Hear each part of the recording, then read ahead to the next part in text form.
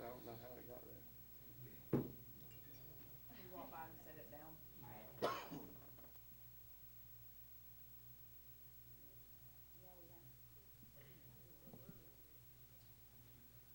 In case y'all get warm. Like Jackie Duncan back part 2. Oh, God. You laugh too.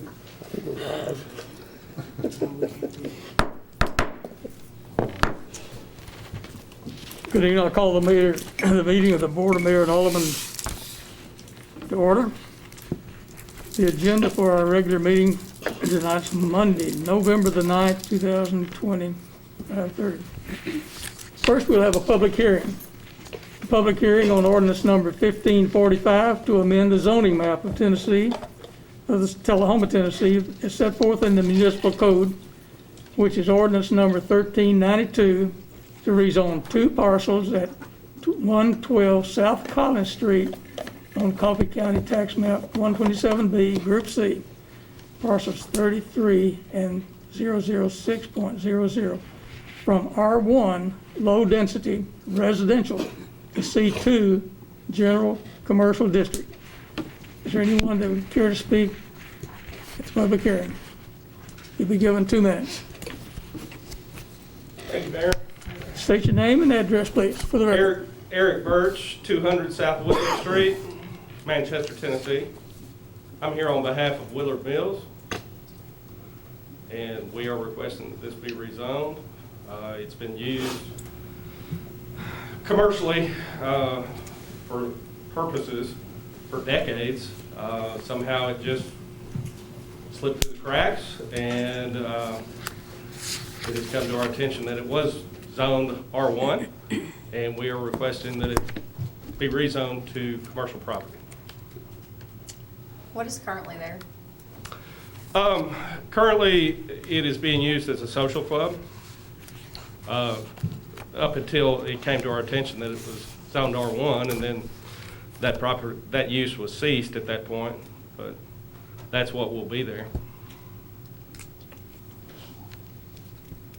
Any other questions for Mr. Burke? Thank you, sir. Thank you. Ms. Golden, would you please call the roll? Mayor, if I can, I would just share with the board that I had a resident reach out to me that could attend the meeting, and her name is Kathy Cornior, I believe is how you say her name. I'm sorry, I did not get her address, but she is a resident in the, within 100 feet of the property. And she initially had some concerns, but her latest email to me said that after talking with her neighbors and understanding the property, that she would support the request for rezoning. Thank you, Ms. Moody. Now, Ms. Gold, we'll go with the roll call. Sure. Mayor Noes, Here? Mayor Pro Tem Blanks, Here. Alderperson Almacher, Here. Barry, Here. Blackwell, Here. Gunn, here, McGee, here, 7 present. 7 present, we have a full quorum. For our invocation tonight, we have the Reverend Lynn Hendricks. Hendricks, would you please step forward and offer the invocation and lead us in the Pledge of Allegiance? Please stand, please. Thank you, Mayor. Join me in prayer, please. Gracious God and Heavenly Father, we are indeed still living in unprecedented times, and I beg for your mercy upon this world that you love. I pray that you would give relief and solution to the pandemic, and we pray that you would keep people safe, help us to be responsible, but only you are the one that can have any solution for this. I thank you for this city, for what it means to me and all the residents. I thank you for its leaders. And I pray for the leaders, O Lord, that you would give them wisdom and help them to work justice and mercy. Pray that you would give them insight into the decisions that they make and help them to do what is right and fair for the community as a whole. I cannot say, oh Lord, how grateful I am for the public servants from the police department and the fire department and the emergency medical people and the people that work in sanitation that come and take our refuge, for the recycling, for every aspect of the life of this city. Please prosper and bless them. Please forgive us where we need to be forgiven, and I'm sure there's much. And though we don't deserve it, we ask for your blessing. And I pray all this in the name of the one true God. Amen. Join me in the pledge. I pledge allegiance to the flag of the United States of America and to the republic for which it stands, one nation under God, indivisible, with liberty and justice for all.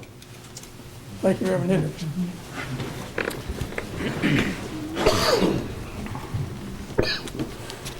Understand we have some proclamations and some special presentations tonight. Mr. Chester Darden, you have a presentation to make, I believe. Yes, sir. Thank you very much, Mayor. It's an honor to be here, especially for this reason that I am here. First of all, I would also like to say thank you to you and to the board for being members of ours. I work for Public Entity Partners. We provide your workers' comp, your property, and your liability insurance.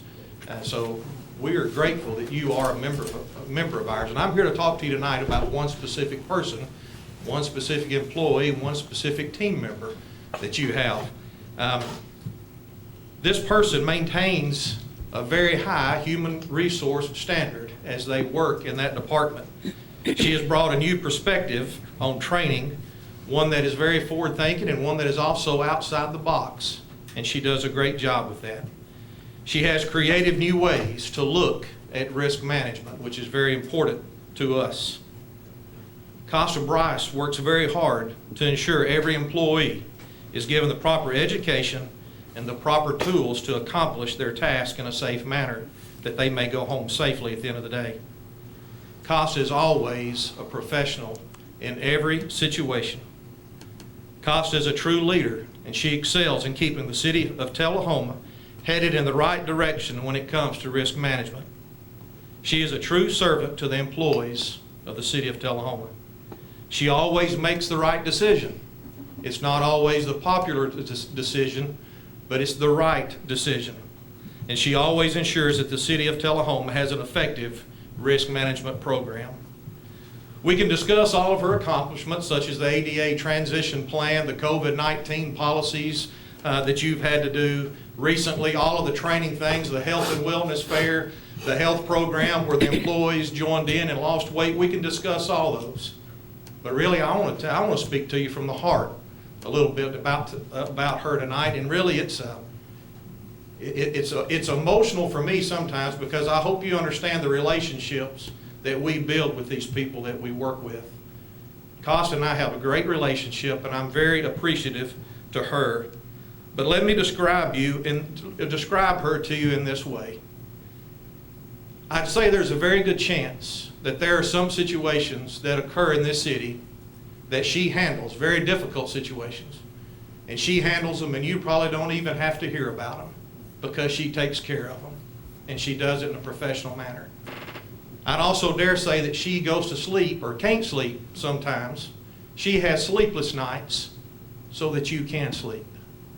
And she takes care of those things for you behind the scenes. It's our job, and what my job is, to come out, provide you with resources, educate you, encourage you, all those things, inform you of new laws, new regulations, those kind of things. That's my job, to come out and meet with Costa and your employees to do those things. But when I leave here, every time I leave here and meet with Costa, I am more encouraged, more educated. I'm a better person when I leave here, and it's because of her. It's my job to come out and supposedly make her a better person. I can't do that. She makes me a much better person. So it's an honor to present her this year with the Public Entity Partners 2020 Excellence in Risk Management Award.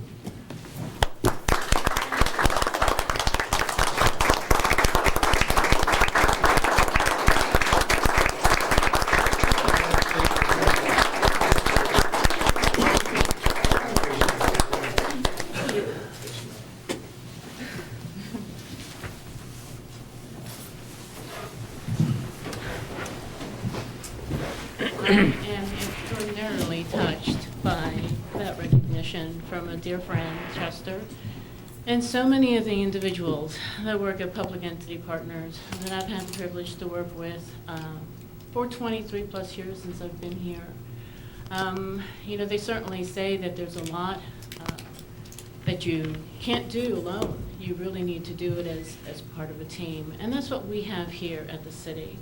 The ultimate goal that all of your department heads have is to have a really good work environment, to have good communication with our employees so that we have a positive work environment, but also to be sure we have safety practices and policies in place so that our employees do go home safe at the end of the day.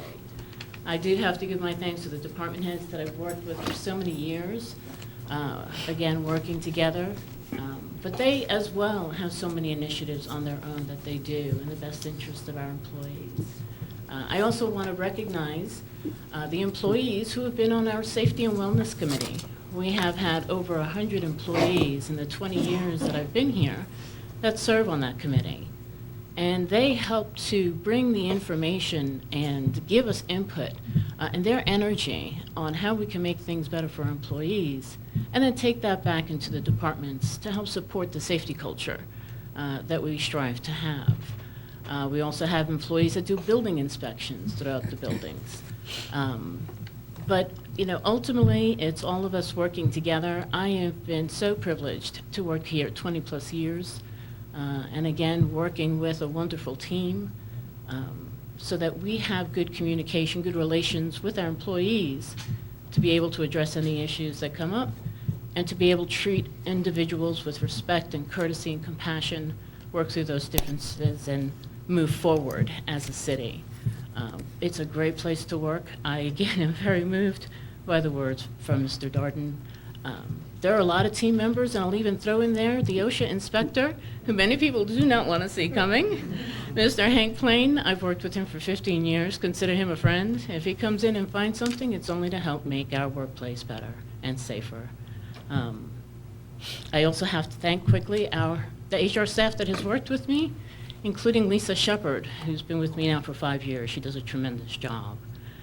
So thank you again for the city administrator, current and former board members who support a lot of the initiatives that we've put in place for the benefit of our employees.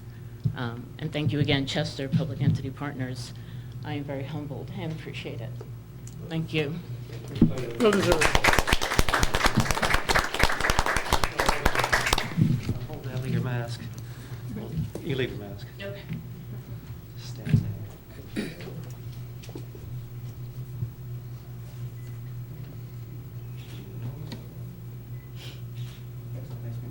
Hang on. My turn.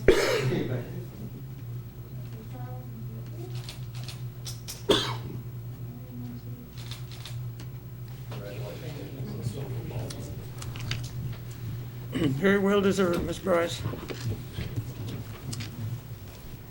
Chief Williams, I believe you and Ms. Moody have a presentation to make as well. Yes, I thought you may want to assist me with this month's Employee of the Month recognition. This month, we are honored to recognize our school resource officer, Willie Young, for Tullahoma Employee of the Month. He is always in a positive, upbeat mood. I would 100% echo that.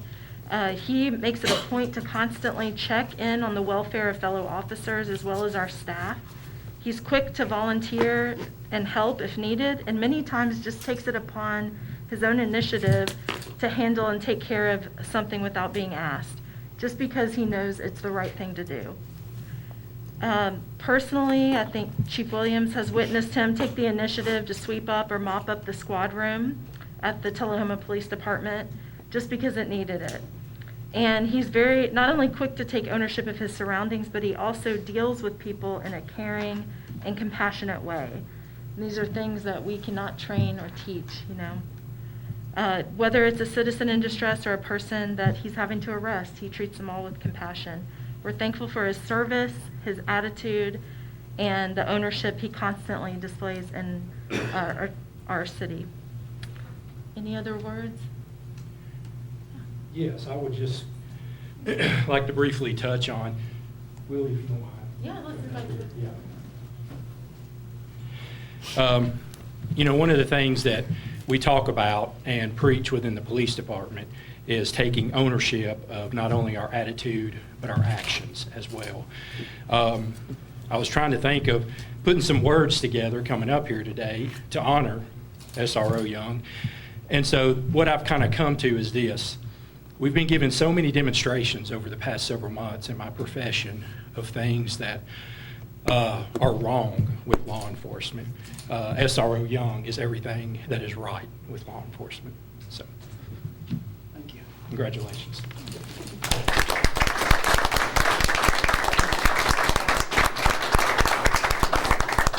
We want to give you an opportunity to say something. I was hoping I could skip out on that part. Well, thank you, Chief, and our city administrator. Before I say anything, I'd like to thank God for the opportunity to serve my community. This is home. I grew up here, born and raised in Tullahoma. And I had asked God for one small thing to me. When I decided that this was where I wanted to spend my life, being a minister, I said, put me in a place where I can be of help to my community. I couldn't do that in the four walls of our church. So I asked him to give me a job where I could be out here where people are hurting. The job came open for a police officer, and he made a way out of no way. So I thank God for this opportunity, because everything that I do, it's not a reflection of me, it's a reflection of my Father. It's a reflection of my Heavenly Father. So, yeah, I put myself out there. I treat people with compassion and love because it's someone's husband, someone's wife, it's someone's child. One day it might be mine, and I would want an officer to show them the same compassion that I do, regardless of the situation. Every day when I am blessed to wake up, I make it a point that I can lay my head down at night and know that I have done the best that I can do, that not only reflects our city and my department, but reflects God. So that's what I go by every day, and that's what keeps me. So thank you.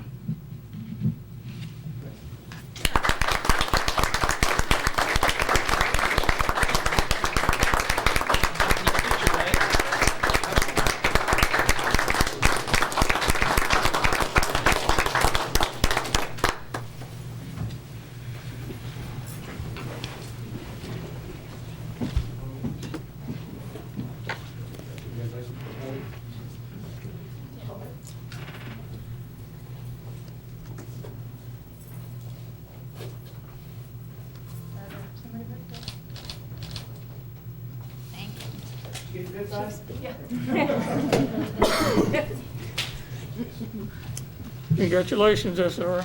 Thank you, sir. Young. At this time, I'll open the floor to comments from any citizens that would care to address the board this evening. Come forward, step to the podium, state your name and address. If there's none, we'll go to the reports from the members of the Board of Mayor and Aldermen. This evening, we'll start with Ms. Blackwell. Not as much as usual, which is awesome. I had the Domestic Violence Lethality Task Force meeting, which was heavy as always, but good. Lots of stuff happening within our community. And, you know, we were talking about it earlier with Alderman Allmacher and I were chatting about how, all of us were, how right now, you know, we're seeing a lot of people having a hard time with domestic violence, or intimate partner violence, whether that's because during COVID people are staying home more or what. So remember that there is a domestic violence hotline out there for people if they're in need, and there's also plenty of resources here in the area. So reach out. The other thing is the Diversity Council, except for snow. It's the Community Council for Diversity and Inclusion. Lots been going on the past 2 weeks with that, and I'm excited tonight to present it all to you. So we'll chat about that later, I'm sure. But I'm really excited, and there's a lot of members of the Bylaws Committee here, and I just want to thank them so much, and I will thank them again as well. So. Thank you, Alderman Blackwell. Alderman Dunn. Sir, so Winston Brooks and I have been working on some downtown initiatives, trying to get ready for Black Friday, trying to get some spruce up downtown a little bit to remind people to shop local. And we also went to at the Smyrna campus of Motlow State Community College, and I was just, me personally, I was blown away by this virtual reality demonstration. I felt like I was staring down the future. So I'm pretty excited. I know it's tying in very much with the TVA, the training that we're trying to do as far as the coding and things for our students, and just knowing that that's where we're going next. It's exciting to think that that's what Tullahoma is going to be a part of. So it's great. Thank you, Alderman. Alderman Nalmacher. Well, yeah, not as much. I was just sitting here looking back over my calendar over the past couple of weeks. Really enjoyed the Woodard's Chamber Coffee that they had a couple of weeks ago, and excited about that we are going to at least get to have a Christmas parade and some normalcy. And then, congratulations to Candy Couch, obviously, for, what do we call that? Our Grand Marshal. Yes, thank you. Our Grand Marshal of the Christmas parade, and was very sad to learn that, that business that's been such a staple here in town is going to be closing down. I do want to give a shout out to a small business. I think I'm going to start doing this. Small Business Spotlight, I think I'm going to call it in my Alderman report. Local small business, Southern Charm. They do embroidery work, and they had an open house this past weekend. I wasn't able to make it to the open house, but I've already bought a couple of things there, reasonably priced. They are in the shopping center over where Dunham's is, and over to the left next to like the old Blockbuster. To me, it's always going to be Blockbuster, but I guess it's Pet Sense, yes. Next to Pet Sense. And so awesome ladies in there running that. So if you need Christmas gifts or something embroidered for a family member, definitely check that out. Had a meeting earlier today with Chief Williams and Jennifer Moody, talking about some of the initiatives that RUPA is also so passionate about with the Domestic Violence Task Force and early intervention and training opportunities with our police force and de-escalating domestic violence situations, considering that those numbers are rapidly growing with isolationism here locally. And definitely we all need to have a heart for service and understand that it knows no demographics and no boundaries. Domestic violence can happen in any household, and I too am a survivor of domestic violence. So anyways, lots coming down the pipeline, and happy to be here. Thank you, Mayor. Thank you, Mr. Alderman Berry. Well, I won't steal any Zenobia's thunder, but I did attend the trunk or treat, and it was amazing. We'll let her talk about that. Shout out to our veterans, and reminder that Wednesday at 11 o'clock at the new Veterans Park by the Caboose, retired Major General Robert Harris will be a guest speaker, and I'm assuming the mayor will speak as well, honoring our veterans. Kind of separately, I think tonight, seeing Ms. Costa and Willie, those are examples of, we have excellent people all throughout the city staff, but it makes you proud to sit up here and to be a part of it. We can sit up here and talk all we want, but they're the actual boots on the ground implementing and getting these things done. So thank you to all of the city staff for everything that you do. I had my nephew's birthday this Saturday. He's 11. The only time I ever feel older is when my niece and nephew turn older. But that is it. Thank you, sir. Thank you, Alderman Berry. Alderman McGee. Okay, on October 31st, it was my first, I guess, Alderman event, and it was a success, and I can't say thank you enough to the community and everybody who was involved. I want to thank Alderman Berry and Alderman Blackwell for attending. We had 300 plus people come through the trunk or treat. course, we had safety precautions in place. The kids enjoyed the pumpkin painting, cotton candy, and they enjoyed the ring toss. They won, their parents may not have been happy, but they won 1-liter drinks. So that was fun. I did attend the TAEDC meeting, also at D.W. Wilson, and excited about the new businesses and developments that are coming to our city in Tullahoma. This past Saturday, I volunteered at the Eli Grove Legacy Walk, the 8K walk, which was amazing. I could not have been one of the runners or walkers, so I just passed out pizza and drinks and ice cream.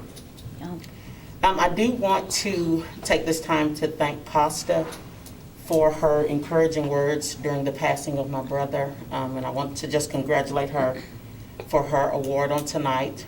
I've also spent time with Wendy Wilkerson, who is the Director of Special Education for Tullahoma City Schools, regarding a park just for children with special needs. I've emailed Kurt and Miss Moody regarding this endeavor. I am currently working on a coat drive for children, middle schoolers, and high school kids for the winter, and will be partnering with the Salvation Army with this endeavor. And I just want to remind everyone that on this Saturday at the Tullahoma Art Center, there will be an art exhibit, Culture Through Our Eyes, and it's art from our local Black artists in our community, so we're really excited about that. And that's it. Thank you, Alderman McGee. Mayor Pro Tem Blanks. Thank you, Mayor. Since we met a couple weeks ago, I had a Tullahoma Utility Authority meeting, nothing out of the ordinary there. We'll be looking at, on the light tube side, on people that take the TV part of that. This is every couple of 3 years we have to renegotiate with the Nashville stations and pay them more than I think we should, but they sort of got us where we just have to grin and bear it. But so in the next probably next year we'll have a rate increase on the cable side, and that happens to everybody, just not light tube people. If you don't live in the area where you can receive the digital signal, and we're just sort of on the cusp, then you have to pay to have it. So also had a Duck River Utilities Commission meeting. They also put out their annual report, 3 big bullets from them. We had a clean audit, no findings. We have clean water and we have cheap water. So, that's a utility that works, and we always turn on the spigot and we have water most of the time. So, we take that for granted, but, we always have water and they do good work. Arts Council, we have that exhibit coming up that Cernovia talked about. Also, D. Foster exhibit opened on the 7th. Check that out if you want to. A lot of stuff going on with Arts Council. So I think they even have some art lessons and different things. If you call down there, they can hook you up or look online. Our Tullahoma football team, high school football team, hosted a playoff game last Friday night. They were victorious over a team out of Crossville, beat the fire out of them. We're now 11-0. We will play Marshall County this Friday night at Wilkins Stadium. Go on the TSSAA website and get your tickets. Did you have any trouble getting in? I had no trouble getting in. Okay, it's all I think by phone now. You have to get your tickets online from TSSAA and take your iPhone with your ticket on your phone. If you're unable to do that and you would like to watch it, if you're a subscriber to LightTube, it's on channel 23, and it's like in high D. It's very, very good quality. So that's how I've enjoyed quite a few games this year. Also would like to encourage everybody to shop Tullahoma. That's one of my mantras. If you can get it in town, please do. The last thing I'd like to mention is we had a big election this last week. So so we don't have to watch any more commercials for a while, thank God. If who you were supported were the victor, don't gloat. And if who you supported did not win, don't pout. This country will go on whichever way you chose. So, I'm glad it's behind us. America's has survived a lot of things. We've been through a Revolutionary War. We've been through a Civil War. We've been through a Great Depression. We've been through the Great World War I. So, back 4 years ago, I tried to get my dad to pick his brain because he lived during the Vietnam War. And that was a very contentious time for America. A lot of polarization.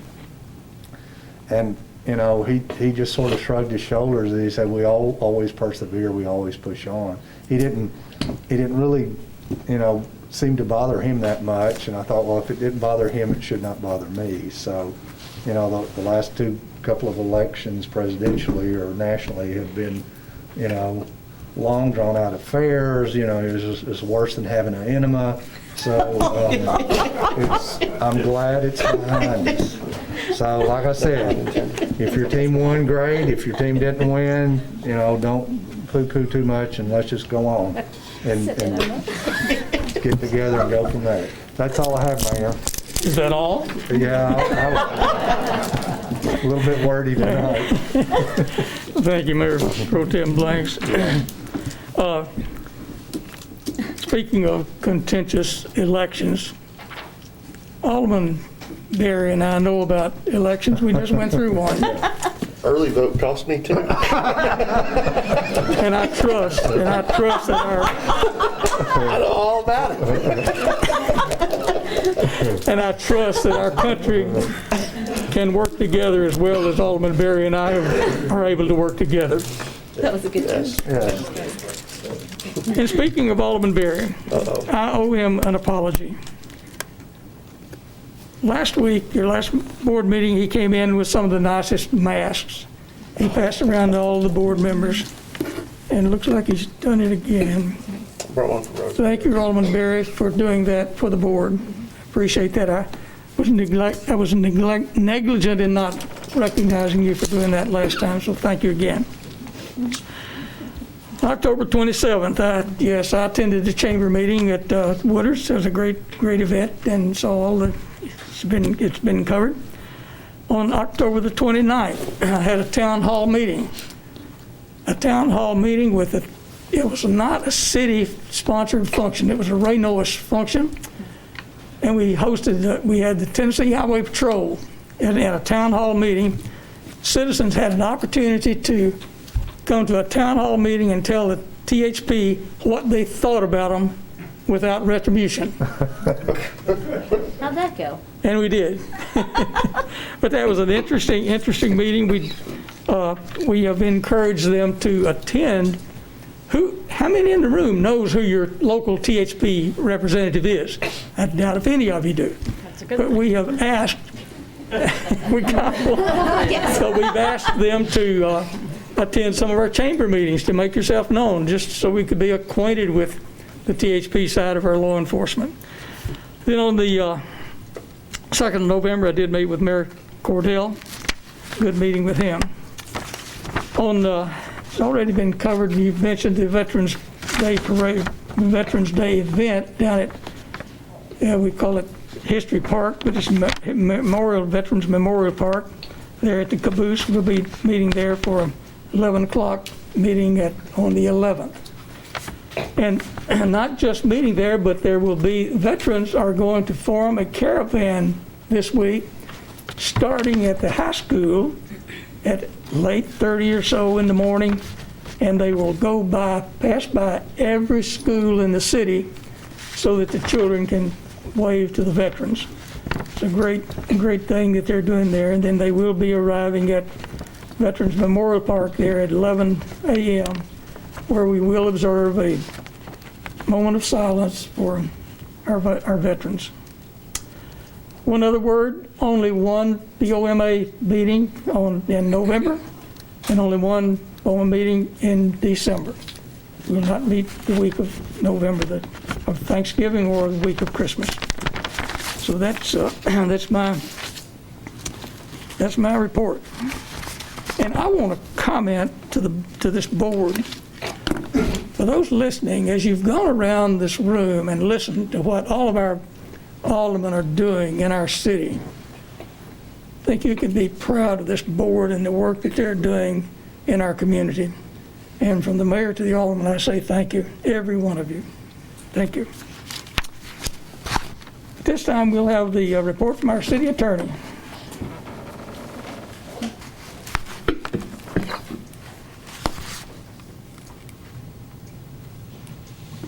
Last week, Ms. Moody and I met with the Gary Cordell, the county mayor, in relationship to an annexation request for about a 12-acre parcel of land east of Hunter's Ridge on Lake Avoca Road, right north of town. And we're moving forward with that. The county's going to cooperate with us in that endeavor because this property is not contiguous to the city limits. It's near the city limits. We're going to have to connect it by way of annexing part of Lake Avoca Road. So we're working on that project now. They're proposing about 30 home lots in that subdivision, and at the present time they are developing about 6 lots right adjacent to it that they can do because it's on an existing road already. So that's an exciting new development for our town. We'll be looking forward to that in the future. Also, you will recall that earlier this evening we had an executive meeting relative to litigation that's been brought against the city and many others by residents of Oak Park subdivision in relationship to their objecting to a convenience store that was built by the Damerons at the location corner of Clement Drive and Westside Drive, right across the street and south of Tullahoma Funeral Home. There is a proposed settlement of that litigation, and the city is involved in that. The city doesn't have any economic involvement in that matter at all, nor do we have an exposure, in my opinion, because the allegations in the complaint were that the city improperly allowed the development to go into an area that was not properly zoned. The plaintiffs were wrong in that contention. The property had been properly zoned in 1999, and it was zoned for commercial development.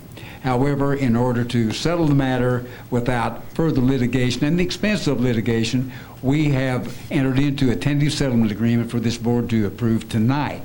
That agreement does not involve any compensation from the city to the plaintiffs, who are the residents of Oak Park. The compensation, if any, will be provided by the Damerons and by the owners of the property from whom the Damerons purchased their property, that's the Harton family. It will only involve our aiding in the planning commission's considering the rezoning of the property adjacent to the new convenience store and filling station to open space for a portion of it and residential for the other portion, because the property had previously been zoned commercial by the city of Tullahoma. That rezoning would affect some sort of a buffer between Oak Park subdivision, a nice residential division in our town, and the commercial development there on the corner. So we're going to, if this board were to approve that later on tonight, then the other things that they've asked it to consider is to encourage the Department of Transportation to install pedestrian crosswalks at the intersection of Westside Drive and Clement Drive, to encourage the Department of Transportation to erect a traffic signal at that intersection, and to place the construction of a sidewalk along the south side of Westside Drive from Oak Park Drive to Clement Drive, to put it on our list of sidewalk developments that we have on an ongoing project in our town. So we've discussed this fully at our executive meeting tonight, and I'd like to ask the board to consider putting that on our agenda under new business as the last item on new business. Mayor. And I'll take a motion to do that. We'll entertain a motion from any of the aldermen to so move. I'd like to make a motion to add that under new business this evening. Thank you, Alderman Dahlmacher. I'll second it. Made and second, we'll add that. Approve of the board.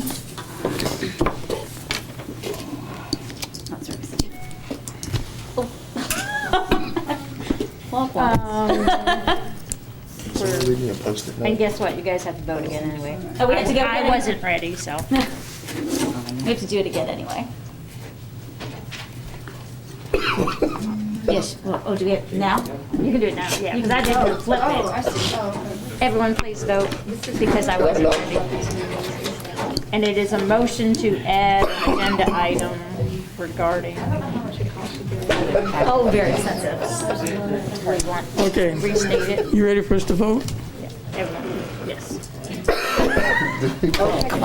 Do you want to restate the motion or not? Would you do it, Alderman Hallmark, would you care to restate that motion for the recorder? I would like to make a motion to add the settlement negotiations to new business tonight. Okay, and everyone's voted? And the motion passes 7-0 to add that as a new business item. Thank you, Alderman Hallmark. Okay, report from our city administrator.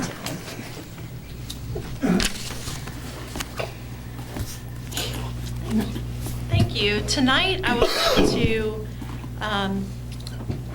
go back to a presentation I mentioned to you at our last board meeting that we have completed the TVA Innovation Academy, and we were waiting for our feedback from the Shark Tank, if you will, that we pitched our project idea to. And we were fortunate to find out our idea was ranked in the top 3 of presentations that were given that day. And really, we have had several of the Shark Tank foundations and organizations reach out to us already to talk about potential partnerships or financial opportunities out there to fund our initiative. We also are hearing from some local industries that would like to meet with us and partner in the initiative, and have several meetings scheduled for the next couple of weeks.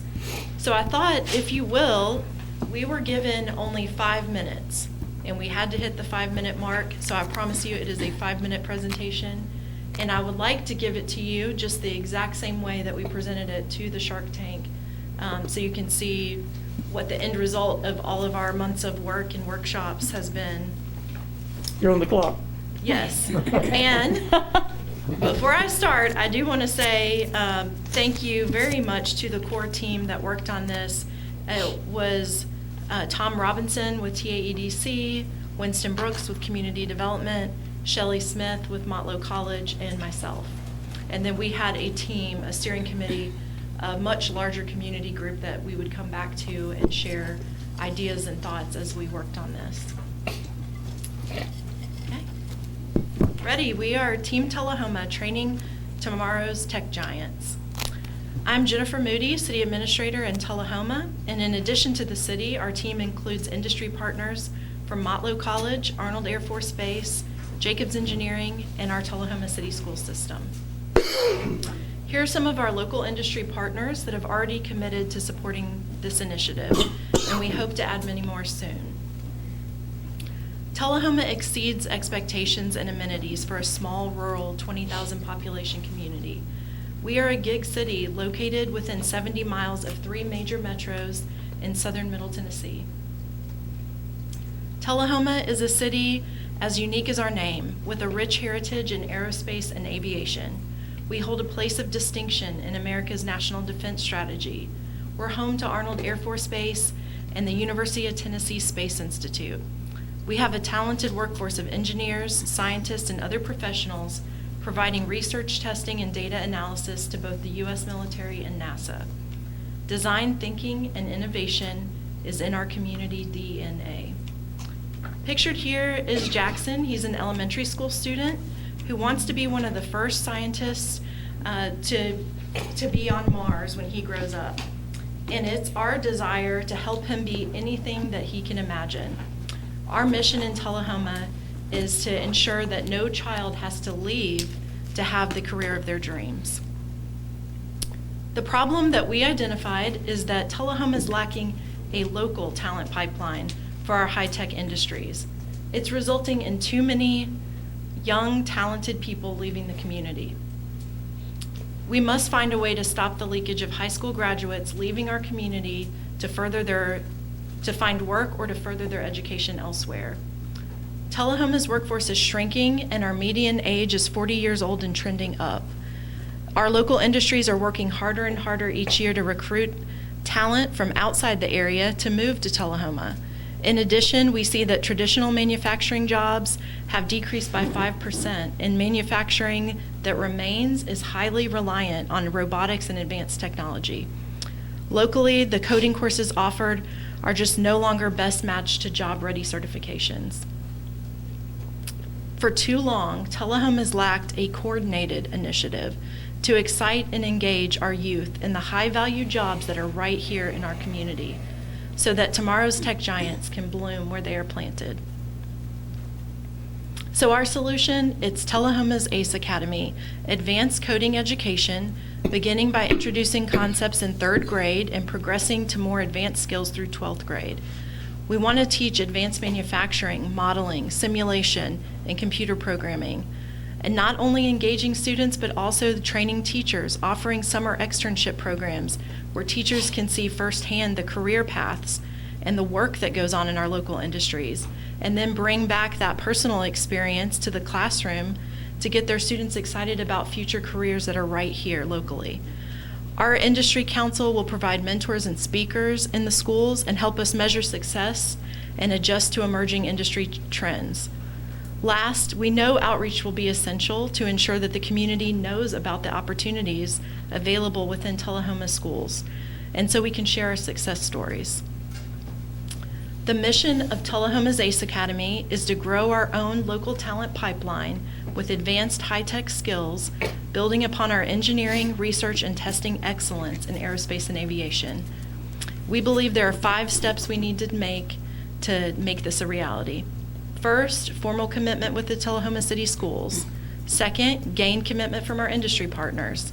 Third, develop the curriculum. Fourth, train staff and offer an incentive or stipend for the externship program. And last, we'd like to create a maker space and purchase equipment that we can put right on the campus of Tullahoma High School. We believe these 5 steps can be accomplished over the next 12 months.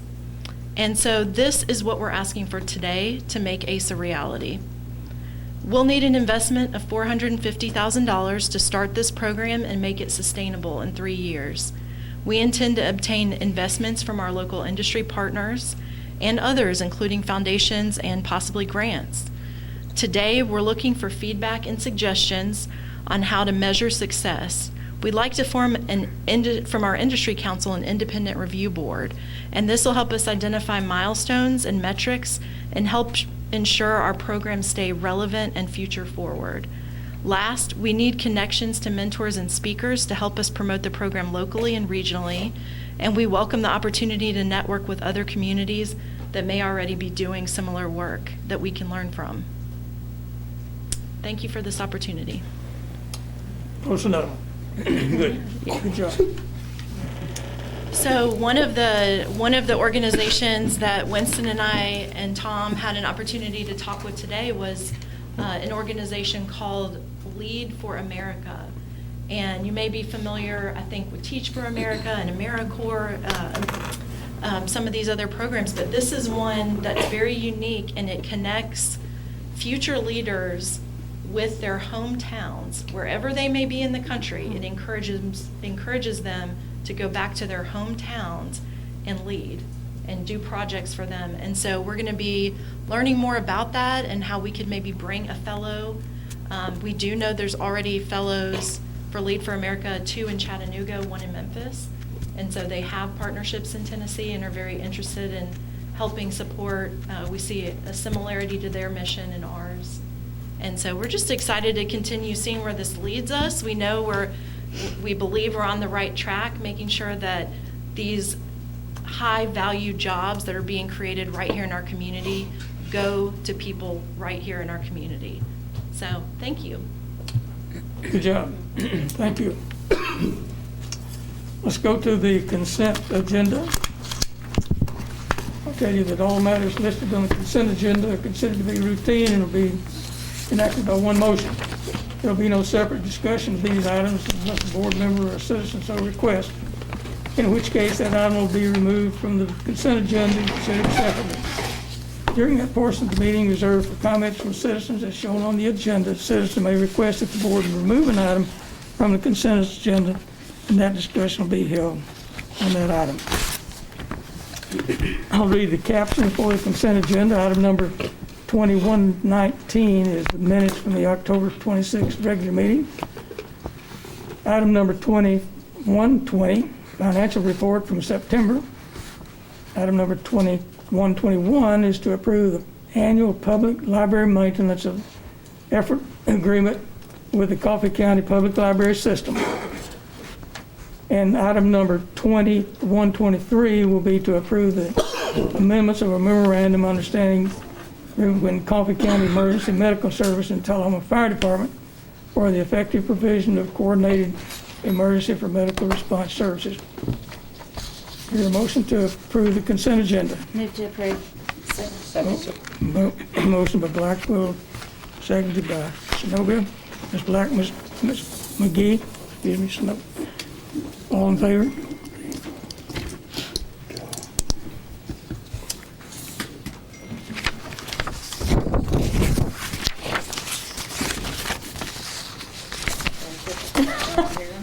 All right, let's vote again. Sorry. All in favor, green. There we go. All right. There. Passed. Oh, passes 7-0. On the items of old business, item number 2112, to approve the purchase of 30 portable radios consisting of full replacement program for public safety in the amount of $18,508.50 at state contract pricing from Communications Evolution for Tullahoma Police and Tullahoma Fire Department Rescue Department. Move to approve. Second. Mr. Mayor, Move to, the motion is to approve and was by Dunn and seconded by Blanks. Now we'll have a discussion. Is there a discussion? yes. We have a local business owner here, Chad Shellstrop from the communications specialists, who would like an opportunity to talk about what he can offer as a shop local, from a shop local standpoint. So if we could recognize him and give him an opportunity to talk to the board.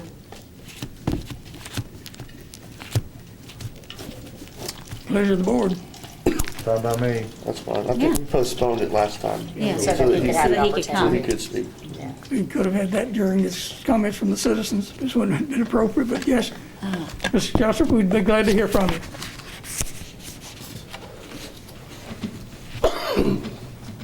Mr. Mayor, I got some documents I'd like to hand out to the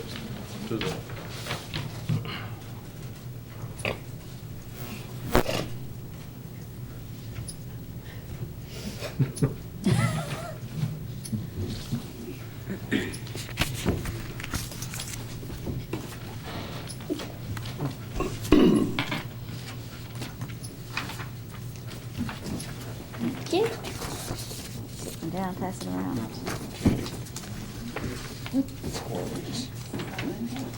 Oh, she's more. Stuck that in my pocket.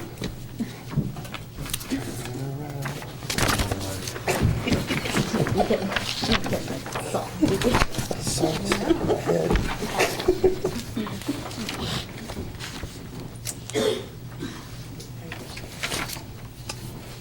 Floor is yours. Okay.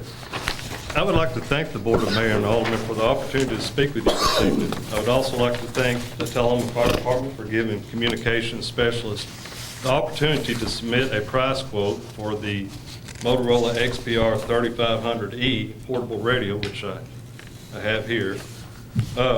Communications specialists submitted our quote per the request of the fire department, and we gave the fire department the best possible deal that we could. Per your last board of mayor and alderman meeting, communications specialists found out that we were over $1,000 less than the other vendor and submitted a quote also for the same exact radio, the XPR 3500E. Communications specialist is wondering why we are not considered for the purchasing of this radio. And then there were statements made about communication specialists at the last board meeting as to why we were not considered, and I'm glad you're giving me the chance tonight to clarify some of those statements. Your documents that you got, page 1 of your document is a letter from Motorola and the authorized Motorola distributor that I deal with, stating that communication specialist is a authorized Motorola commercial radio dealer. And if you look at your page 2 of those documents, it's a sales bulletin from Motorola to the commercial radio dealer channel stating that Motorola is allowing the commercial channel to have access to any professional tier radio model upon approval of our reseller's opportunity. And this approval process, Motorola calls it an APB approval, which APB stands for Above Price Book.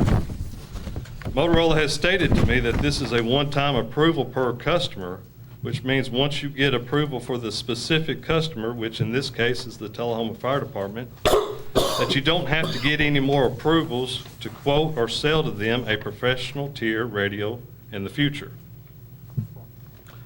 Page 3 of your documents is a document that, page 3 of your documents is Communications Specialist APB approval from Motorola to sell the Tullahoma Fire Department 30 Motorola XBR 3500E professional tier portable radios.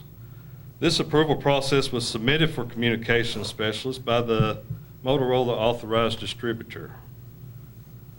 And then warranty. Warranty. Communications Specialist offers the Motorola manufacturer 5-year warranty. Programming. Communications Specialist has the Motorola programming software, the cables for the XBR 3500E. And Communications Specialist, we offer free programming if you buy the radios from us, so there's free programming. Service-wise, Communications Specialist has been in the radio business in Coffee County since 1973. We started out in Manchester and we moved to Tullahoma in the mid to late 80s. Communications Specialist sells, services radio communications equipment to numerous customers from police, fire, EMS, hospitals, schools, manufacturers, etc. Communications Specialist is on call 24 hours a day for our customers' needs. Servicing of this specific radio, the XBR 3500E, Communications Specialist can handle anything on the exterior of the radio as far as antennas, knobs, belt clips, screws. Any repairs on the internal of the radio will have to be sent off to Motorola for repair. This is an IP-rated radio, and if you open the case of the radio to repair the internal problem, you immediately void the manufacturer's warranty. Communications Specialist would keep a couple of these in case you need to have it sent off for the internal repairs. And that's about it. Do you have any questions? I'd like to, I know that the people who will be using these radios it's not the Board of Mayor and Aldermen that's going to be using them. It's going to be the police and fire department. So I'd like to I'd like to give them an opportunity to Yes, sir. Thank you. ask any questions that they might like to ask. Are you willing to engage in questions that they have? Yes, sir. Yes, sir. Any question from fire or police?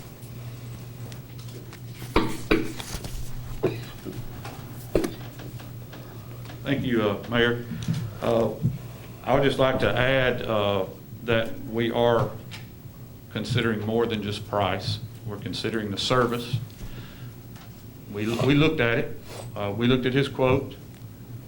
When we got his quote, he made it very clear he was a low-tier Motorola dealer. That does not include professional grade.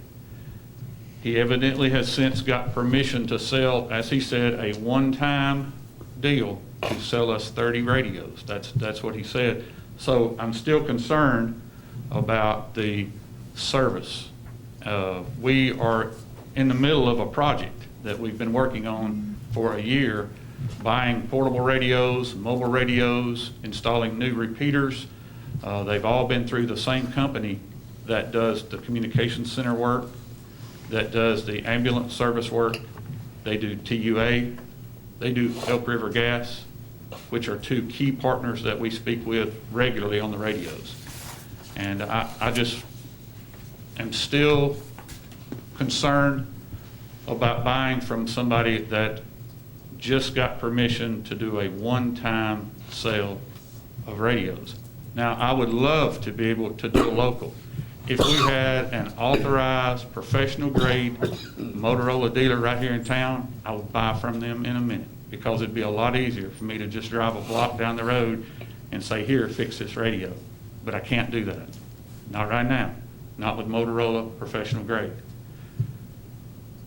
Finally, I spoke to you a couple of weeks ago about us going to digital after the first of the year. If we purchase some of these radios from one distributor and some of these radios from another distributor, we're going to have to mark those individual radios. And each time we have a problem with one radio, we're going to have to figure out who we bought it from. And then we're going to have to get another radio that's programmed just like that radio, because each one of our officers has their own assigned radio. It has their badge number in it, their ID.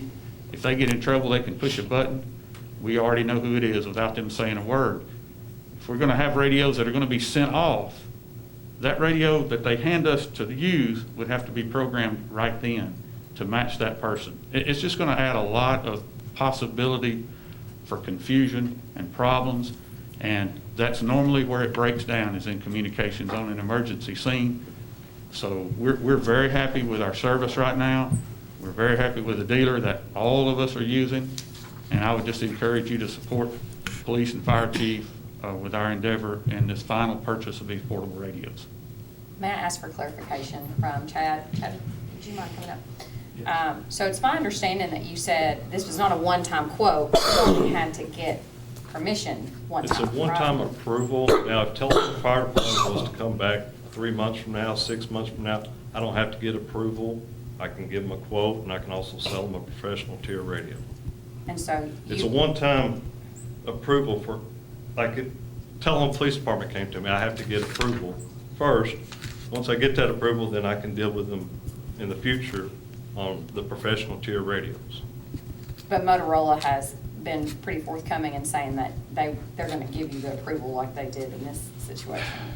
Yeah, I mean, they approved it. I mean, That's I all don't you see them not And- approving the next one. You said you offer free programming, so Free programming how could we is, know that they would be compatible, like Mr. Chastain said, how? like programming, if they have another XPR 3500E radio, I read the radio, change the ID, and then clone it to the new radio. That's be the easiest.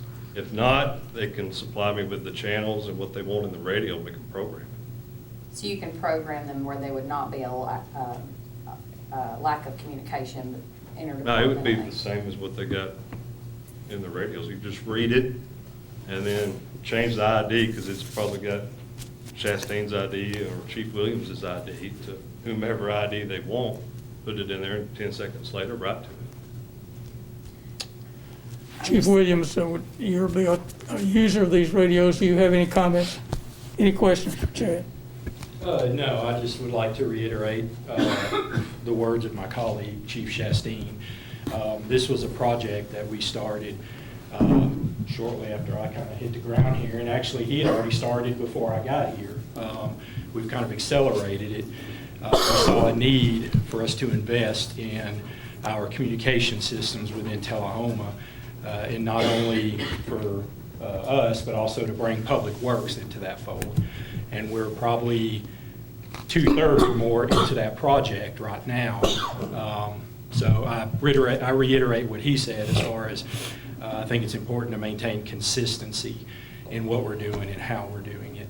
I'm not saying absolutely down the road there might not be an opportunity for somebody else to us, hey, let's get into this and get working together. But I think for right now, given where we're at in the scope of the project that we've been working on, I think it's very important to maintain the consistency of where we're at. So. One question for the two of you. What's the life expectancy of the radios that you have or you would be getting right now? Do you expect them all to have to be replaced at the same time? Or what is that time frame? Well, I mean, I know as far as replacing them, we've already gone through and replaced a pretty significant amount of our portable radios.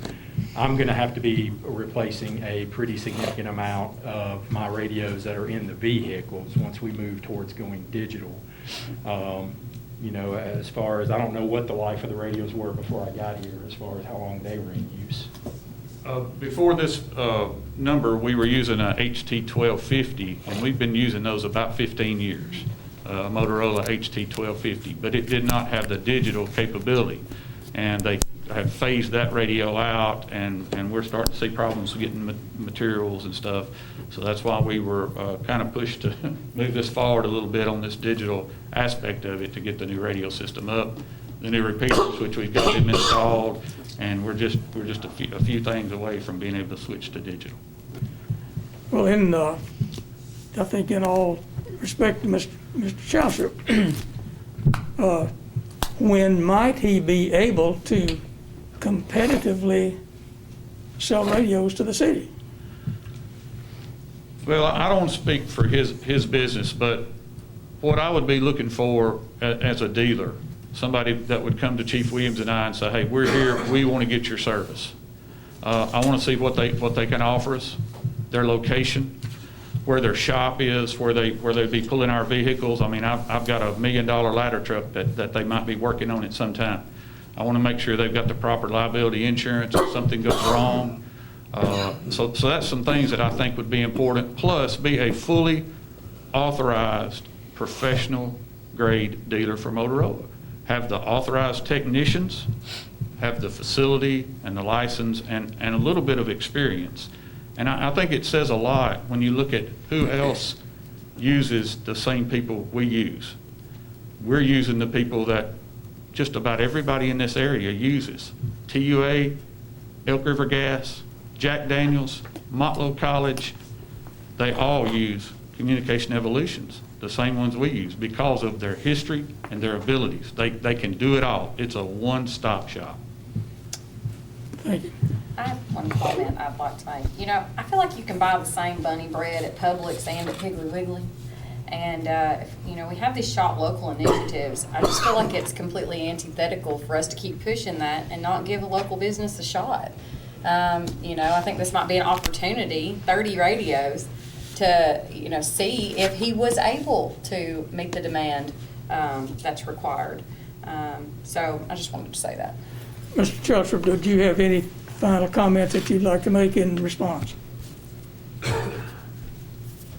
Yeah, Chastain mentions that they deal with Communications Evolutions, and they deal with all these local places. I mean, Communications Specialist deals with most of Franklin County's police. I mean, we do Franklin County Sheriff's Department, we do Estill Springs, we do Deckard, we do Cowan. I mean, we do manufacturing. I mean, we do hospitals. I mean, we got 2 schools in this town that we do, which is East Middle and Robert E. Lee. And the digital they're going with don't match up with their radios. So if we did have a situation at the school, they're not going to be able to talk, and the school ain't going to be able to talk to them.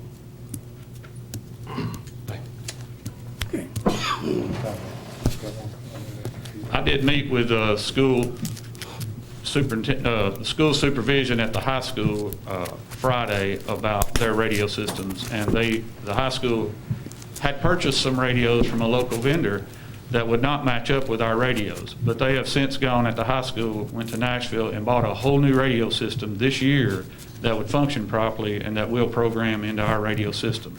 So I can see that the school system will probably move in the rest of their schools onto the same band that we are, so we can communicate if we have to. But the high school just changed this year back to something that they can talk to us with. And this is exactly what we're trying to avoid, is being on an island out here where we can't communicate with everyone else. Okay, well, thank you, gentlemen. I think. Mr. Mayor, I will add, I sit on the Consolidated Communications Board. Yes. And when he was speaking of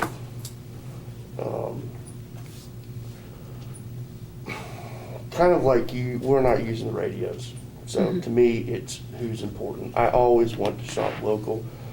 You don't have to, a loaf of bunny bread's the same, but you don't have to service a loaf of bunny bread. You don't have to take it to multiple people. Bunny bread's not going to keep it.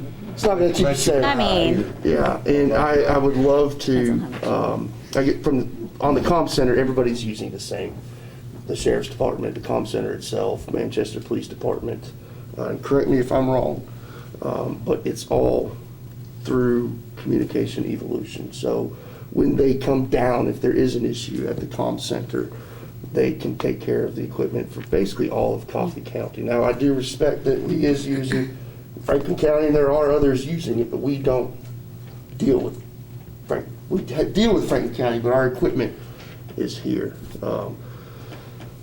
So from that, I love shop local, but part of our decision is not just where do we save nickels and dimes, it's also what is our staff. Okay. Well, yeah. I think we've given both sides of this issue ample opportunities to address the board. And I think it's now up to this board to make a decision. I think, Mr. Shellstrop, you've had an opportunity to be here tonight, and thank you for coming. Thank you. And to present your credentials. But I think it's time to vote.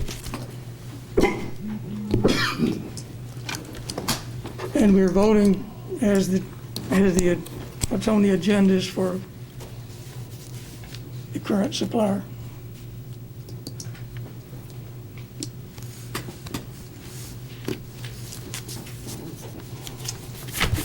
It's 6-1.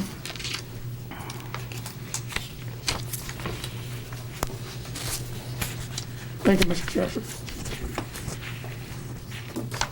Is there any other old business? If not, we'll go to the new business. We had a public hearing on the ordinance number 1545 earlier. An ordinance to amend the zoning map of Tullahoma, Tennessee is set forth in municipal code, which is ordinance number 1392. Rezone 2 parcels at 112 College Street from R1 low density to residential C2 general commercial district. Is there a motion to approve? Motion to approve. Second. Alderman Berry made a motion to approve and seconded by Michael. Is there any discussion? Please cast your vote.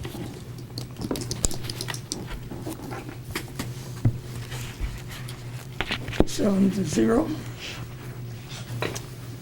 Next item is to consider the approval of an equipment replacement project in the amount not to exceed $30,000 to authorize the mayor to sign a 3-year service agreement with the Tullahoma Utilities Authority and to record and broadcast public meetings for the city of Tullahoma. Motion to approve. Second. Motion by Barry, approved by Pro Tem Blanks. I do have one comment. As part of this, so we've got microphones up here and we've got speakers up there. Something I hear a lot is people back there can't hear. And I always feel like I'm yelling to get them, and my voice has been awful lately. So as part of this, can we, and it may have been it and I missed it, get something to amplify the sound? It is not a part of the equipment or the work that TUA will do for us, but it is something that we'll have to coordinate with them so that there isn't a delay.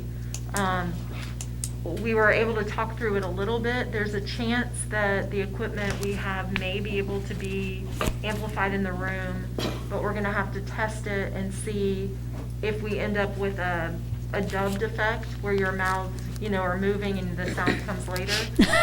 Because what happens, if they play it in the room, then it takes longer to get back to their studio for the feed.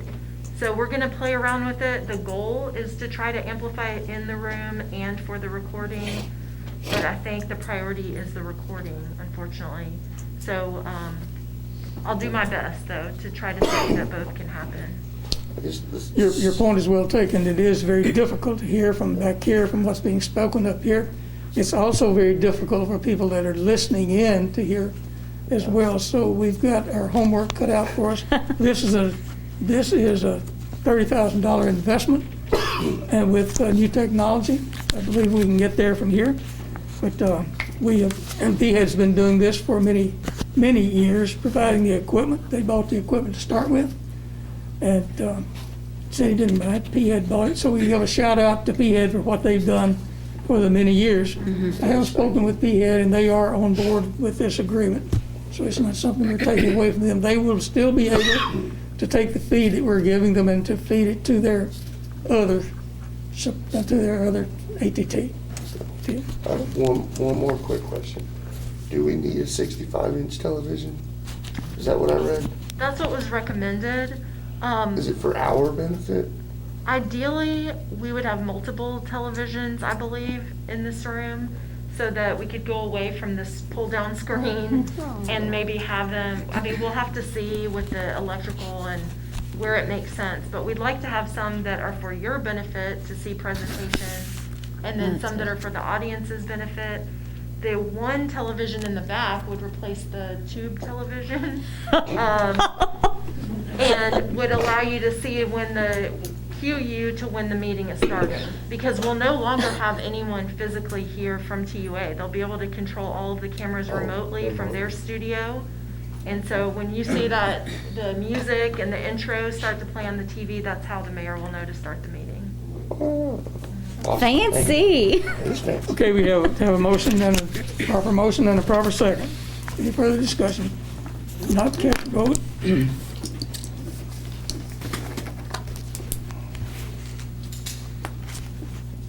Motion passes 7-0. Item number 125 is consider the approval of bylaws and establish a community council for diversity and inclusion. Move to approve. The background on that is on page 82. I'll refer you to that. We got a motion. Second. Thank you. And there's a presentation. We'll get there. I mean, why get rid of this, right? Okay, now we have Tube Alderman Blackwell will have a presentation on this motion. You okay for me to go down? You good? Okay, I'm gonna come down here. Is this something I'm supposed to be using, Winston? Can you tell me when to push? Yeah. Do we have an extra slide? Just slide? Yeah, just tell me when you want me to advance it. It's been a long time since I've done a PowerPoint. Do you need to put it in? I don't know. Okay. Jennifer, is it okay if I just tell you when? All right. It's a laser pointer if you need that laser pointer. So I know that many of you, most of you have been here for a while, but there's 2 new aldermen here. So about a few months back,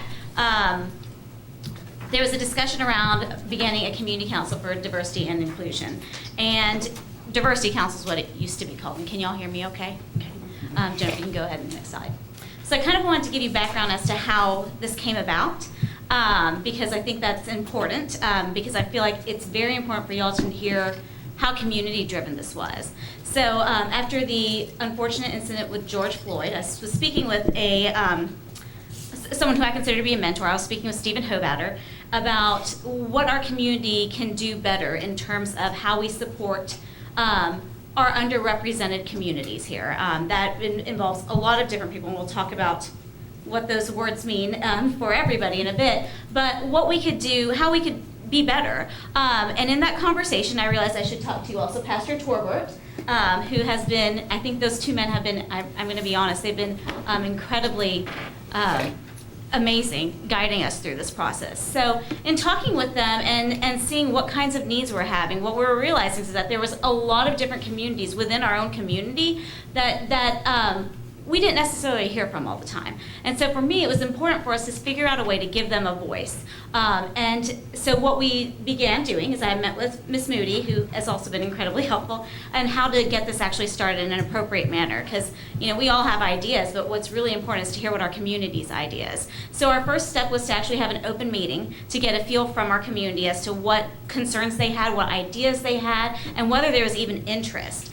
And I've got to be honest, I've been to a lot of city meetings, and I have never been to one that was that well attended. There was probably between 60 to 80 people in attendance. Pastor Torbert pulled open the live feed that we did through Mount Zion Baptist Church. He opened his doors to us during COVID, and we had more than 2,300 views online. So people had watched the actual council meeting. We had about 30, I think, citizen participation forms already filled out, sent in to be a part of this. And it was an open forum, and we heard from all different members of our community. And one of the things that I learned was that there are things that people brought up that we can't address, That's not our jurisdiction, it's not something we can do, but there were things that we could. The underrepresented communities that were there, we had Black, Indigenous, people of color, socioeconomically disadvantaged people. We had people, a lot of people from the disability community, and man, they had some good ideas. Seniors, veterans, the LGBTQ plus population, and which I wasn't expecting. I heard from different religious groups saying, hey, we're in the religious minority here, etc.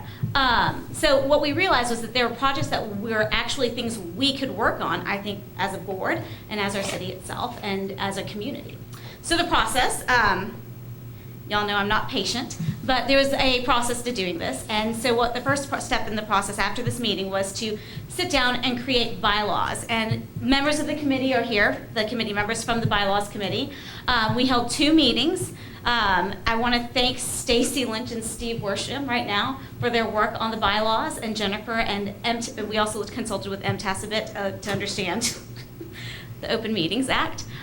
So these bylaws that are presented to you today, you'll see you have an updated form, another one, because we did need to make sure that the subcommittees were included within the Open Meetings Act, as well as that the way the electronic meetings are worded obey the Open Meetings Act as well. So there's 2 meetings and a lot of emails, and Jennifer can go to the next slide. And we came up with a purpose, which I think is what you guys care about hearing about. And that purpose was to create and promote a diverse community that emphasizes a commitment to treat all people with dignity, trust, and respect by recognizing their beliefs, values, and differences. And while I love a good purpose, and I say this to citizens a lot, I like it when they come to complain to me, but really what I want to do is find out action items that we can do for them. So next slide is the objectives. Our committee itself really realized that they wanted action from this, things that were tangible, things that we could also measure and say, hey, this is something we did. So the objectives, to coordinate programs and activities that advocate for the percentage of the city of Tullahoma's population, which are historically underrepresented in our community, including but not limited to references to gender, race, ethnicity, physical or mental ability, LGBTQ plus status, etc. And that is written, again, by our wonderful lawyer. And if there's questions on how that became, you can ask her in a bit. Provide education that enhances cultural awareness and provides opportunities for said historically underrepresented communities. Serve as a resource to network and share information on city-specific programs, activities, and policies that enhance opportunities for all residents. Provide input related to city-specific programs, activities, and policies. And, I'm gonna go to the next one. The outcomes. Collection of data to analyze the results of the efforts of the council, and utilizing the data provided to the council to create and adjust action plans for the council. Why were the objectives and outcomes so important to us? It's because we really believe that actions should speak louder than our words. And that was what I wanted to see, and I think everybody wants to see is, we all talk a lot. Let's get some stuff done. The rest of the bylaws, it's lots of legalese. I think Alderman Allmarker will probably appreciate more than I can. It's who and how the council is created. The mayor may appoint someone to it. It's a non-voting person, or as I see it, as a listen and learn and advocate person. There's systems in place for removal and replacement of non-participating members. There's the roles of the officers, and there's a lot of stuff about the Open Meetings Act. And I just wanted to say the reason why I wanted to present this is because I really also mainly want to be thankful right now for the people who have committed to working on this for so long. You know, the next one, I'm not going to read the quote. Thank you to Pastor Torbert and Stephen Hovatter for the idea. A big thank you to our citizens. I have received emails and people have been engaged on this, and it's been amazing to see how much our citizens actually seem to care about this. The bylaws committee, who I'm going to invite up here in a second, and of course to Stacy Lynch, Steve Worsham, Jennifer Moody, and Winston, who has given a lot of stuff to this past week, so sorry. But I want to bring up the bylaws committee here because I'm going to go and take a seat, and they're going to answer any questions because in the end, this is theirs. So Pastor Torbert is going to come up. Susan's not here. Susan Carr, she is with ARC. She is with the disability community. Tisha Fritz can come up, and Rob Peel. Jill Giddesy also helped, and Stacy Lynch is the person who wrote the bylaws. So any questions, you guys can ask them. Thank you all so much for your hard work.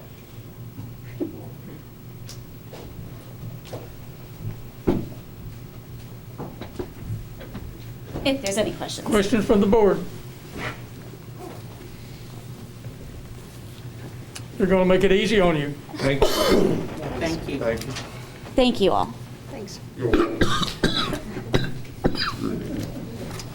we have a proper motion and a proper second?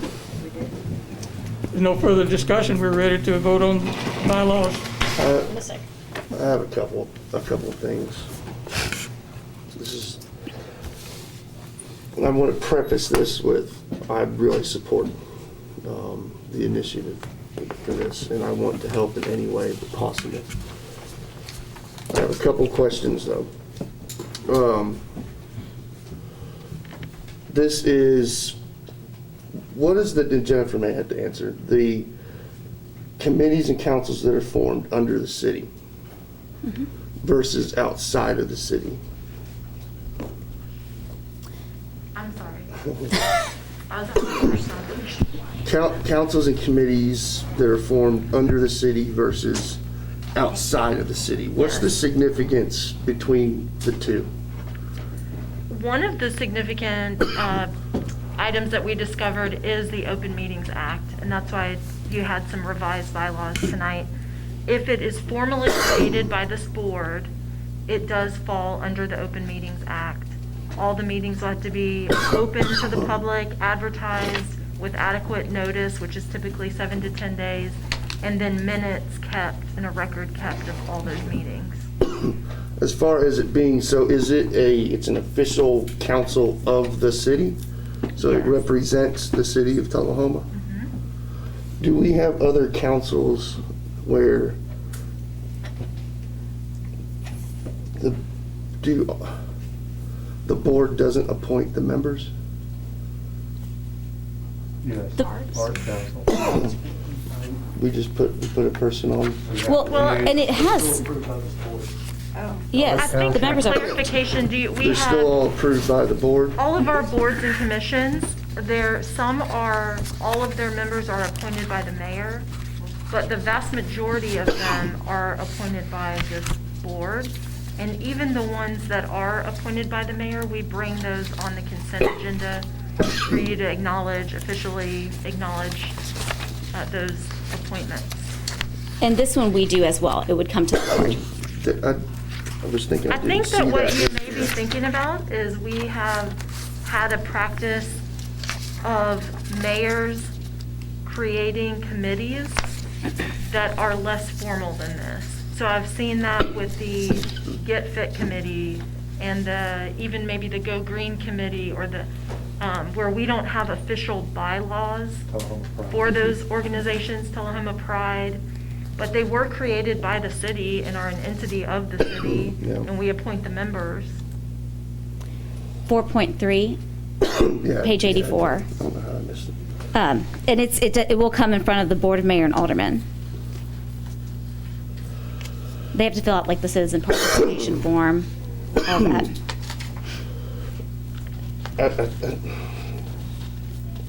This is a tough. So I think I support this. Well, I don't think I support it. I do support it. My view is that the role of government in general, from national to local, is to make sure that the playing field is equal for everybody. That's one of our primary roles. It's not the role of us to advocate for any specific group of people or persons or individuals. We don't obviously do a good job of this all the time. I don't think that it's intentional in most cases, but it comes just from the bureaucratic and procedural nature of our processes. And as an organization, in a machine, government in general lacks empathy. We don't really have that ability to see things through the eyes of other people, and I think that lends to some of these issues. Part of that's by design, because as a collective, the government, we should not be susceptible to the temptation to lean towards or favor one group or another. And when it does, that's when we see those scales of fairness tilt. We may all be on board with advocating for a special group, But after us, we don't know. The groups may change. And something in here that I saw is it's kind of an et cetera, right? And there's no specificity into the group. And I think it's clear to anyone who's unbiased and has an open mind that there are groups in our community who are disadvantaged, they're overlooked, that we've failed to balance their scales. It's not unique to us, it's across the whole nation, and really across the world. I don't think that's intentional here. I think it's just a side effect of the system. But being fair doesn't mean granting special privileges or access or specifically targeting the needs of a specific group or groups. It just means that everyone, regardless of your sex, your race, your age, your disability, your color, your creed, your national origins, your religion, or even your genetic information, you have equal access and opportunity. I support the stated purpose of the council, which is to create and promote a diverse community that emphasizes a commitment to treat all people with dignity, trust, and respect. And I really think that every individual needs to take a step back and should read that every single day and apply it to our lives, because that's a pretty shared sentiment. I support the objectives.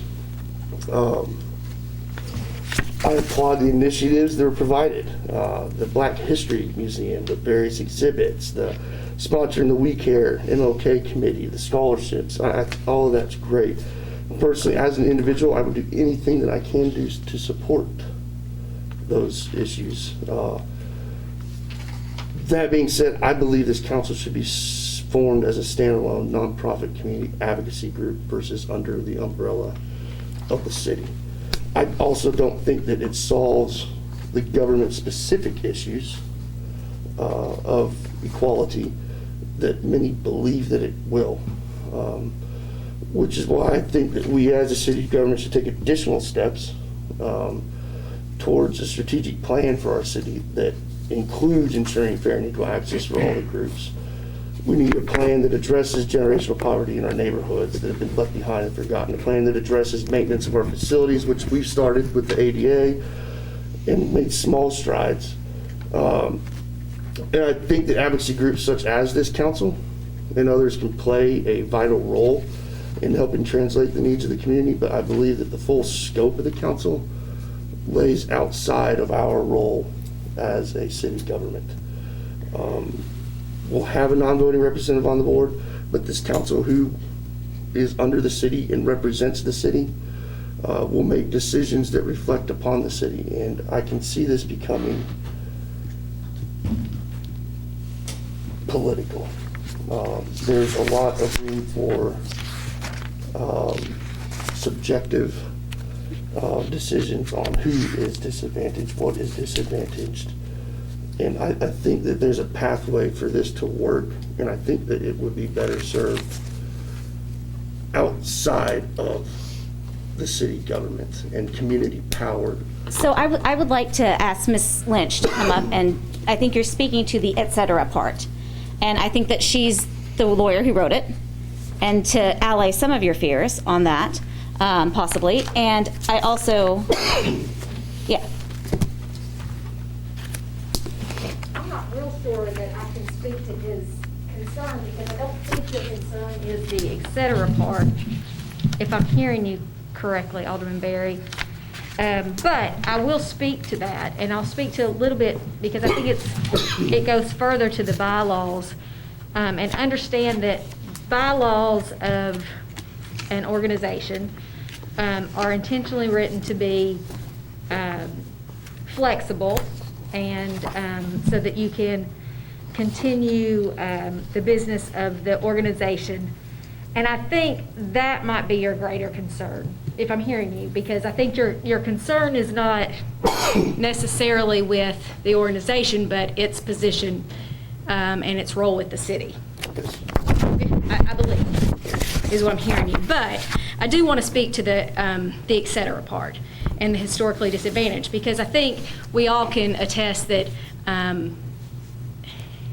what is historically or is a disadvantaged community today may not be tomorrow, and certainly wasn't 5 years ago. It changes on a regular basis.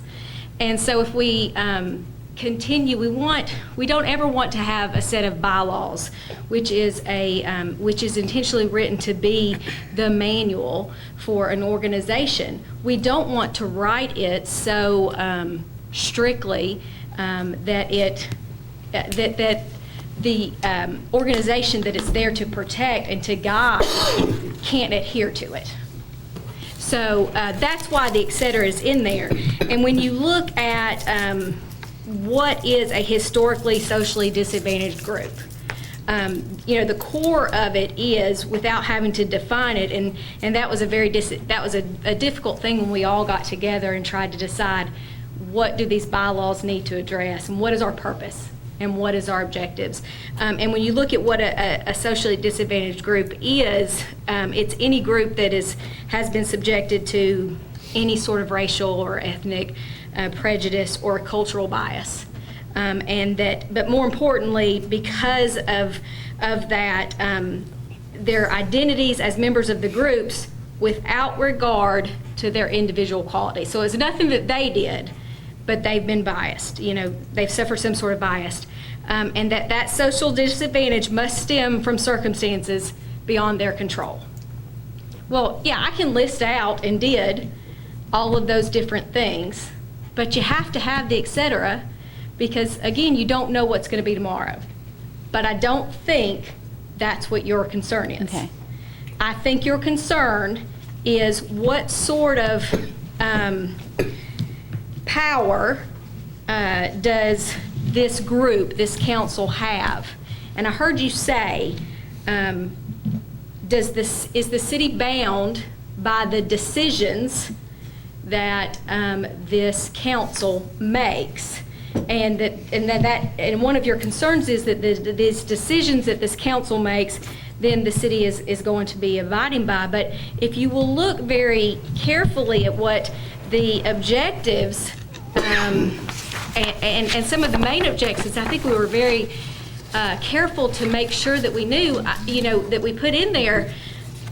It is to help to coordinate programs and activities. It's to raise awareness of the socially economic, these socially disadvantaged communities, and to provide the education and to advocate. It is, and to bring that to light, like you said, to be someone to help reach out where the board is maybe not able to do that.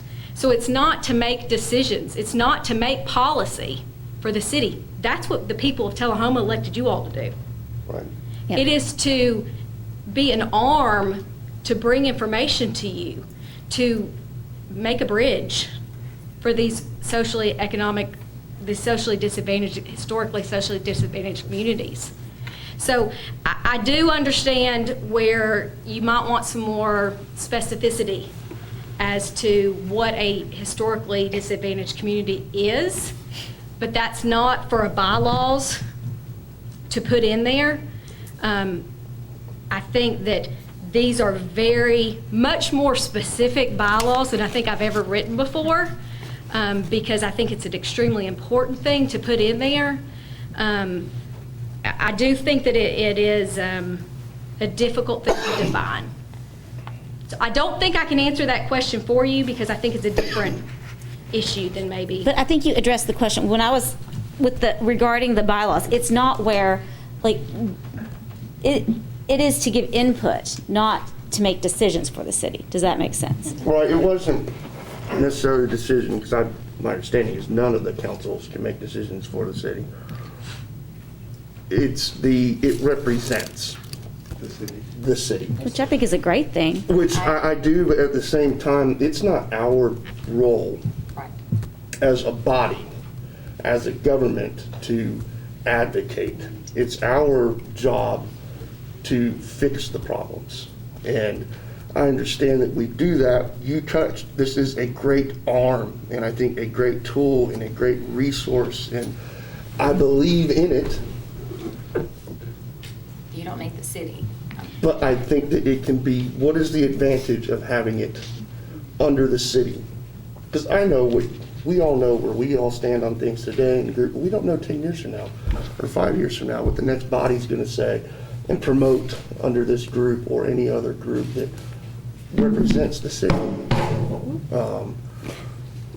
I mean, you may get a group of racists come up and say, you know, KKK is disadvantaged, but I mean, that's my. I have a question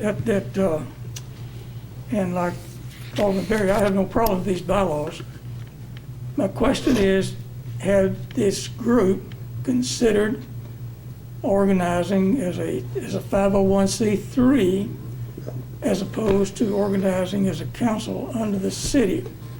I'm a member of organizations that are 501c3 that do great things for the city. No, we hadn't yet. But the city is not, we have no obligation to the city, and the city has no obligation to our organization. I just wondered if you had considered that avenue. That was not something that was put before. This was from the very beginning, it was something that was spearheaded through the city.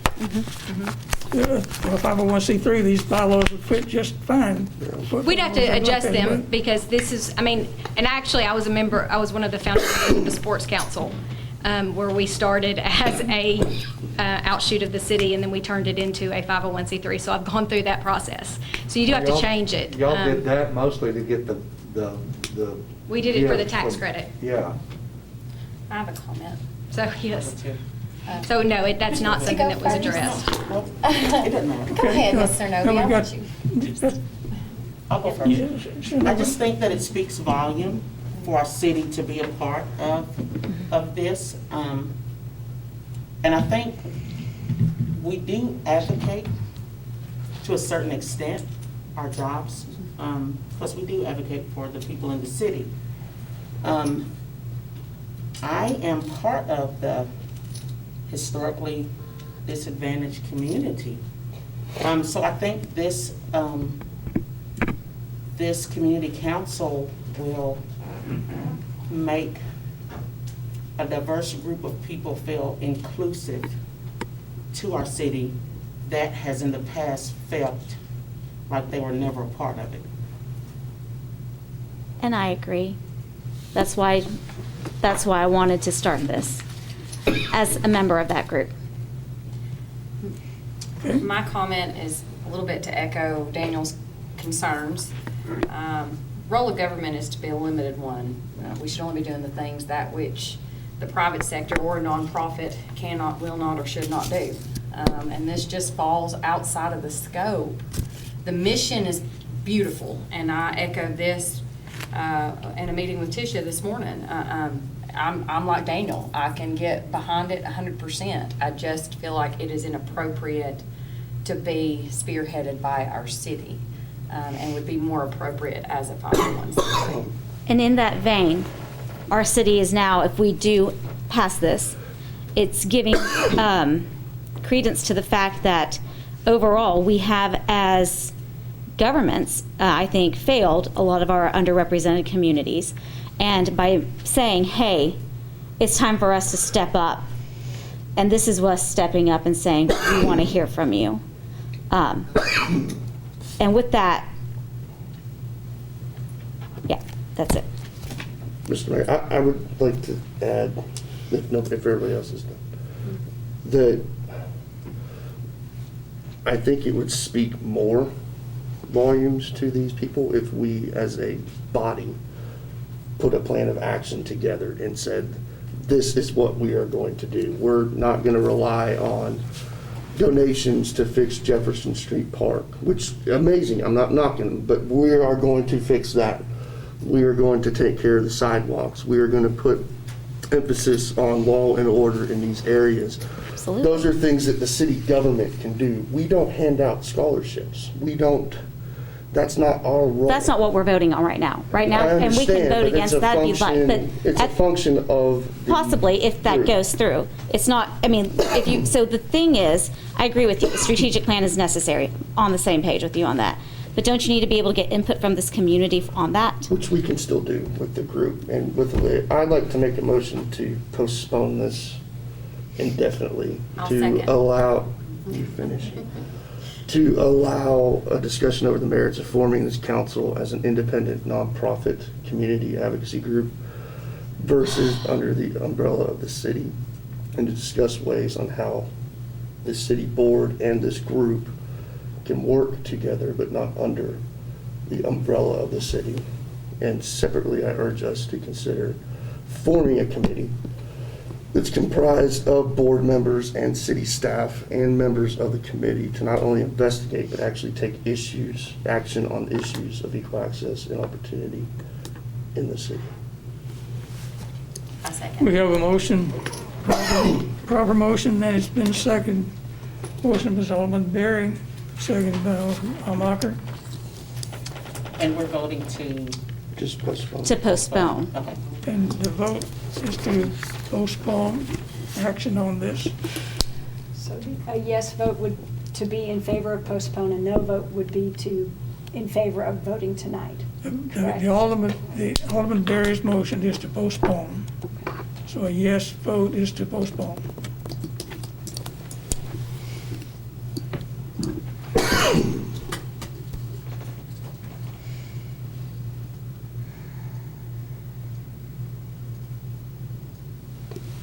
Okay.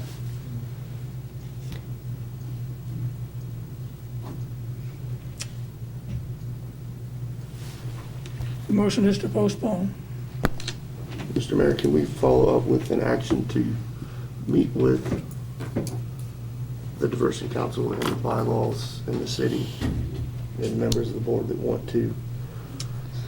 That's a tough one, right? Because I know we can't discuss. You're wanting members of this body to meet together. Maybe a study, will a study session have to do? Yeah. You can have that meeting, we just need to properly advertise it as a public meeting. Can I make a comment? I'm just disappointed. And it's not very often that I make a comment after a vote like this, but this is disappointing. These people have worked very hard. I would have at least, and now I will say that we won't be able to apply for that next grant. So that's where we're at when we postponed.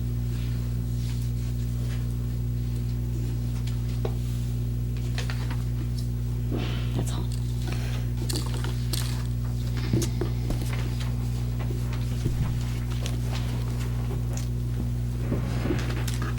We have one other item of business, Kara, under new business.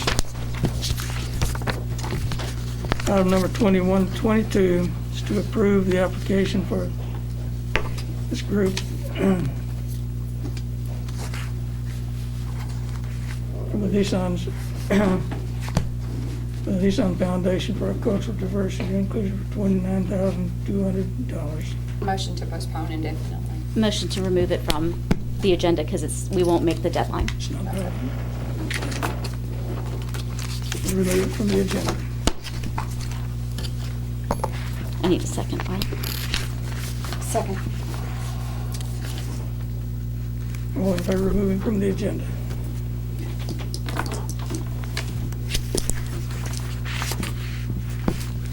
Passes 7-0.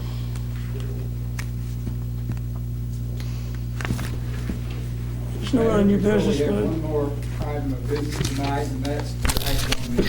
Thank you for calling that to our attention, Steve. Appreciate that. Mayor, I'd like to make a motion to add the authorization, to authorize our attorneys to execute the settlement agreement on our behalf for the McCall versus Harton Partners and the city of Tullahoma. We have a motion to approve the action, authorizing the attorneys to consummate the deal with the Harton properties with the Dameron Second. properties over on Oak Park. We have a motion and do we have a second? I second. And a second. Any further discussion? All in favor, vote. Vote yes. Passes 7-0. That concludes all of the agenda items. If there's no other agenda items, we can be adjourned Motion to adjourn. And we'll call the beer board to session. Do you have any public comments from the beer board? On the consent agenda, we have the minutes from the October 26th meeting. Motion to approve. Second. And blanks through the Blackwell. All in favor of the consent agenda?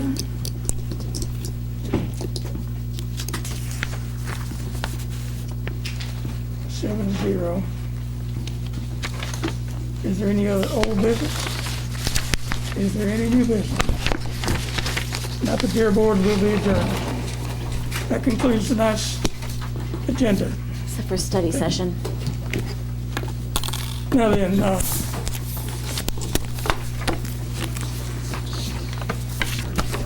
we do have a study session scheduled for tonight. And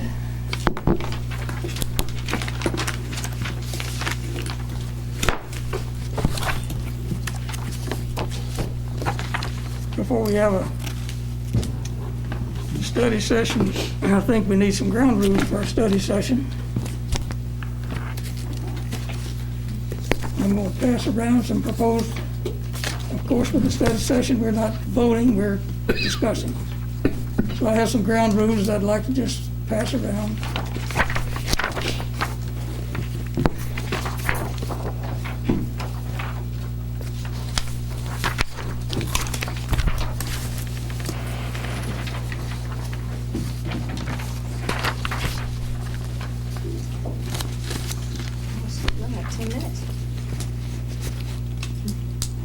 Okay, on the ground rules that I'm proposing. Thank God. Is that to have a meaningful study session, I think we need to limit them to one per month. I don't think we need to have one for every board meeting that we have. And I think we need to limit the discussion for these meetings to, in order to justify a study session, I think that one subject is about all we need to cover in one of the meetings. Talk about the length of the meeting, which this came up at last meeting, just how long these might last. I think for a study session to go longer than an hour would be too long. So I think we need to limit it to an hour. And looking at the clock on the wall, I think we should try to limit our study sessions to close but no later than 7:30.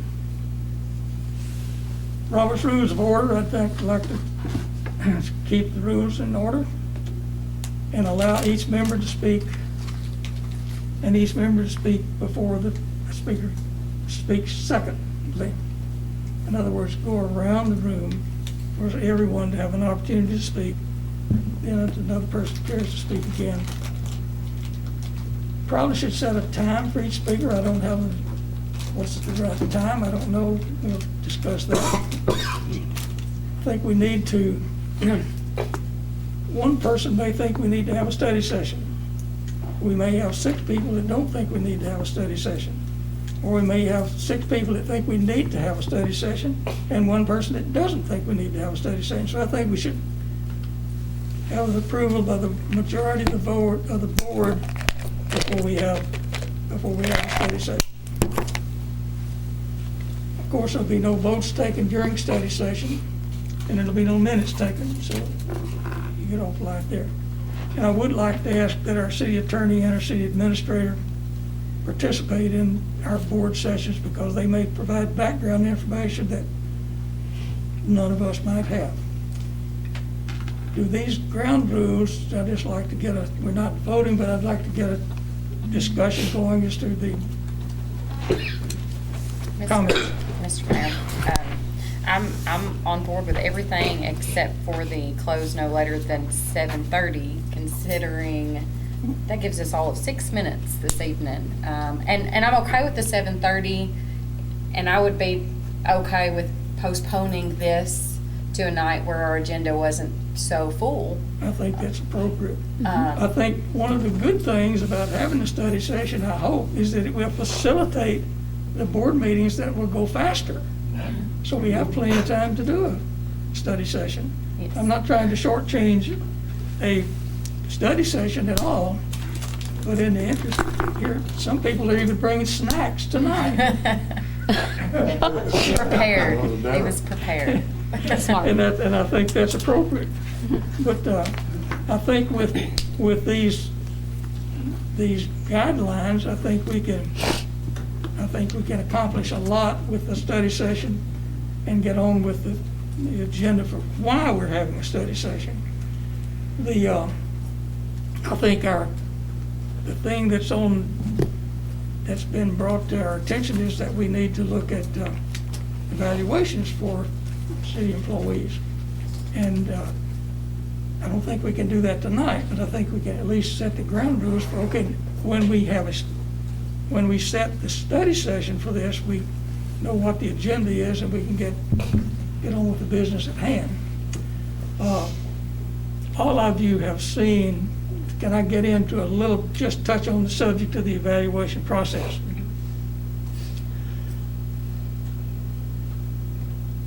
You've provided, Ms. Allmacher, you've provided us a number of a skeleton or guidelines from other cities. I guess Ms. Rogers from MTAS has provided some of those, and all of you have seen those, and have you looked at those?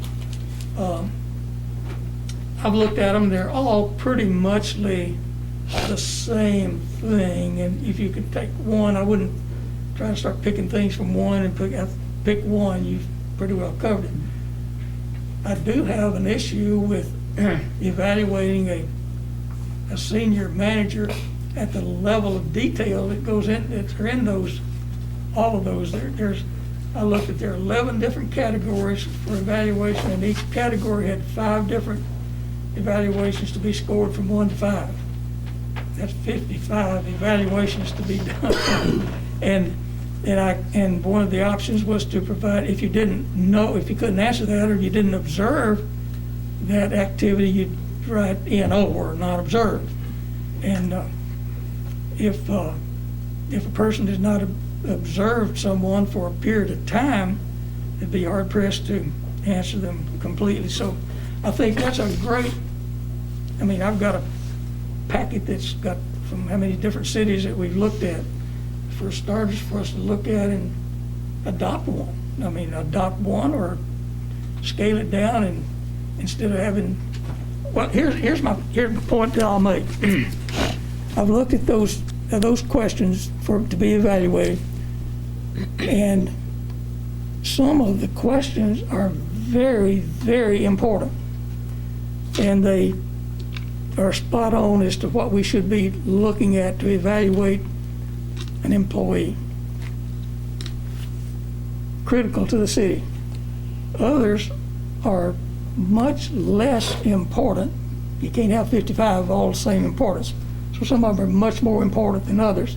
Yet if you start just taking a weighted average, going through and say, okay, just scoring, you're going to, that question that wasn't nearly as important as another one is going to be having the same weight. I think those are the kinds of issues that we'll need to get into when we start putting together. And I think Ms. Rogers will be a valuable resource to guide us in how to weight these questions. Is she on the line? Do we want to give her? She's standing by. I was a waiting couple to minutes see. to just speak? So thank you for standing by. Yes. If nothing else. Let her close us out. Or wait, I have one suggestion for the ground rules. You talked about the time, maybe 10 minutes. I think that's kind of general. Robert's rules per person. Is it 2 And minutes? if we want to extend it, Well, then we can. I think this first go round should be 5, and then maybe a second round is 2. You start adding times 7, and you use up your hour. By the time you get any input from staff. I'm good with that. Yeah. She looks like Shane. Good evening, Ms. Rogers. Are we muted? Good evening, Ms. Rogers. There we are. You must not be getting any video where you are. She may not be. She did hear you. Hello. She did hear you with that video. Oh, thank you. Is that what I'm doing? Can you see okay now? Good evening to you all. Somebody say something. Ms. Rogers, I hope you're well and happy this evening. I am. Thank you all for allowing me to join via Zoom. It's so small, I can't see it. Can you see us? Are y'all hearing me? We're barely, we're trying to get the volume up. Okay. Turn this up too.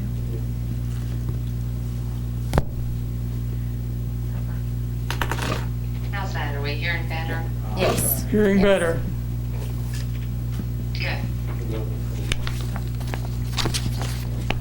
Ms. Rogers, thank you for standing by this evening, and thank you for assisting us in what we've been doing while you were coming online is going over just some ground rules for our study sessions. And I think you'll be much more engaged when we get into